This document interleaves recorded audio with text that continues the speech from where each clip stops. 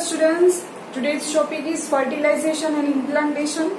ठीक है, फर्टिलाइजेशन कैसे होता है, इम्प्लांटेशन कैसे होता है, हमने इस चैप्टर में मेल फीमेल रिप्रोडक्टिव सिस्टम्स देखी, देन स्पर्मेटोजेनेसिस oogenesis की प्रोसेस देखी.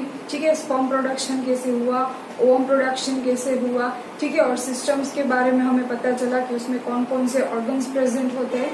ठीक है, अभी उसमें ही हमें ये देखना है कि ये जो फर्टिलाइजेशन कैसे होगा.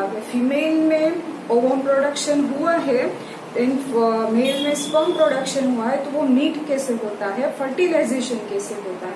ठीक है, first of all what is the fertilization. अगर हम फर्टिलाइजेशन की डेफिनेशन देखने जाए तो वो एक्चुअल में होता क्या है. Fertilization means the fusion of the male gamete and female gamete. ठीक है, fusion of male and female gamete.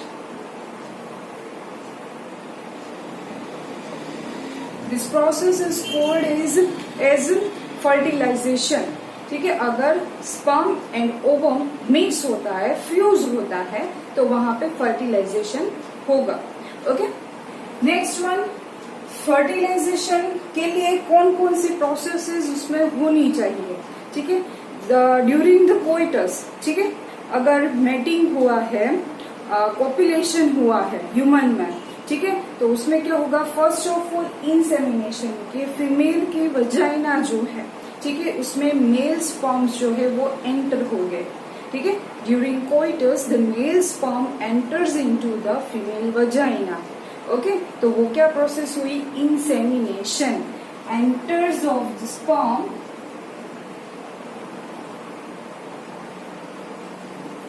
into female vagina. तो वो क्या प्रोसेस हुई, इंसेमिनेशन. एंड नाउ इंसेमिनेशन के बाद स्पर्म रिलीज हो गए उसमें. ठीक है, देन द मोटा स्पर्म्स, जो हाईली मोटा स्पर्म्स जो है, मोटा sperms rapidly swims and pass through the cervix and after cervix uterus में से वो पास आउट होंगे और यूट्रस में से होके वो जाएंगे एम्पुलरी रीजन, फेलोपियन ट्यूब्स के जो एम्पुलरी रीजन है वहां पे वो जाएंगे. एंड ड्यूरिंग दिस प्रोसेस अगर फीमेल में ओवम प्रोडक्शन हो चुका है, ठीक है, तो वहां पे भी क्या होगा, ओवम जो है वो फेलोपियन ट्यूब में से, ओवरी में से निकल के एम्पुलरी रीजन पे आएंगे. ठीक है, वहां पे ये दोनों क्या हो जाएंगे, मीट. ठीक है, उसका मेटिंग हो जाएगा वहां पे. तो फर्टिलाइजेशन की प्रोसेस होगी. अगर ओवम भी वहां पे पहुंचेगा और स्पर्म भी वहां पे साथ में पहुंचेंगे तो ही फर्टिलाइजेशन होगा. अगर नहीं है, ठीक है, अगर दोनों की टाइमिंग अलग अलग है कि वहां पे ओवम प्रोडक्शन अभी नहीं हुआ है, यहाँ पे स्पर्म रिलीज होके आ गए हैं, ठीक है, तो भी फर्टिलाइजेशन नहीं होगा. और ओवा पहुंच गया है बट स्पर्म नहीं मिला उसको, तो भी फर्टिलाइजेशन नहीं होगा. And this is the reason why not all the population leads to the pregnancy. ठीक है, फर्टिलाइजेशन वहां पे इसीलिए नहीं होता है. Okay, now next one, during fertilization changes. अगर साइमल्टेनियसली ओवम एंड स्पर्म्स जो है दे मिक्स ईच अदर, ठीक है, मिक्स ईच टुगेदर, तो उसको क्या होगा, फर्टिलाइजेशन हो गया. तो सपोज अभी फर्टिलाइजेशन के बाद उसमें क्या चेंजेस आएगा. ठीक है, now during fertilization what changes occurs when the sperm contact with the ovum. ठीक है, ये ओवम है और पूरी तरह से वो अगर प्रिपेयर हो गया है तो उसमें क्या होगा, जोना पेल्यूसिडा लेयर. हमने oogenesis में वो सभी प्रोसेसेस देखी थी. ठीक है, when this motile sperm comes in the contact with the zona pellucida layer of the ovum, ठीक है, दे प्रिवेंट्स और blocks the other additional sperms. ठीक है, बहुत सारे स्पर्म्स प्रेजेंट होते हैं सीमेन में, बट सभी स्पर्म्स जो है वो ओवम के साथ मिक्स नहीं होंगे. Only one sperm mix with the ovum. ठीक है, और उसके बाद ही फर्टिलाइजेशन की आगे की प्रोसेसेस होगी. ठीक है, सो जो हाईली मोटा स्पर्म होगा वो ओवम के अंदर एंटर हो जाएगा उसकी जोना पेल्यूसिडा लेयर में. अगर वो एक स्पर्म पहुंच गया then they block the entry of the other sperms, ठीक है। नाउ इसमें प्रेजेंट क्या होगा, एक्रोसोम, ठीक है। स्पर्म्स का जो टॉप मोस्ट लेयर होता है एक्रोसोम, उसमें हाइड्रोलाइटिक एंजाइम्स भी प्रेजेंट होते हैं and these secretions of the enzymes helps to enter the ovum, ठीक है। वही एक्रोसोम के सिक्रेशंस जो है वो उसको ओवम के अंदर एंटर होने देते हैं, ठीक है, और वो जोना पेलुसिडा के थ्रू एंटर हो जाएंगे। And when these sperm enters into the cytoplasm of the ovum, ठीक है, अगर वो एंटर हो गया देन उसके बाद oogenesis की जो सेकेंड मियोटिक प्रोसेस थी, ठीक है, उसमें जो मियोसिस सेकेंड 2 था वो क्या हो जाएगा, स्टार्ट हो जाएगी। सेकेंडरी oocyte जो है वहां पे फॉर्म होगा। After the fertilization this secondary oocyte is formed, ठीक है, उसके पहले वो नहीं फॉर्म होगा और उसके साथ साथ में सेकेंडरी पोलर बॉडी जो है वो भी रिलीज होगा, ठीक है। सो स्पर्म का जो न्यूक्लियस है उसमें sperm nucleus and ovum nucleus जो है वो मिक्स होके हेप्लॉइड हेप्लॉइड दोनों होते हैं and they fuse to each other and form a diploid zygote, ठीक है। Male haploid sperm and female haploid ovum, they mix with each other and form a diploid zygote। क्या form करेंगे वो, diploid zygote, ठीक है। तो ये fertilisation की प्रोसेस के थ्रू जाइगोट फॉर्मेशन हो जाएगा। ये थी फर्टिलाइजेशन की बात। Now sex of the baby decided, ये बेबी का सेक्स जो है वेदर इट इज मेल और फीमेल, ठीक है, वो किसके ऊपर डिपेंड करता है, तो ये डिसाइडेड जो है वो अभी हो जाएगा। फर्टिलाइजेशन जब होगा तभी उसको वो डिसाइड हो जाता है। लेट अस से दिस पैटर्न, हमें सबको पता है ह्यूमन्स क्रोमोसोम्स के बारे में, पता है ह्यूमन क्रोमोसोम्स के बारे में, ठीक है। उसके सेक्स क्रोमोसोम्स मेल में कौन से होते हैं, फीमेल में कैसे होते हैं, चलिए देखते हैं। मेल जो है उसमें क्रोमोसोम्स प्रेजेंट होते हैं, sex chromosomes which is X and Y, and in female it is XX, ठीक है।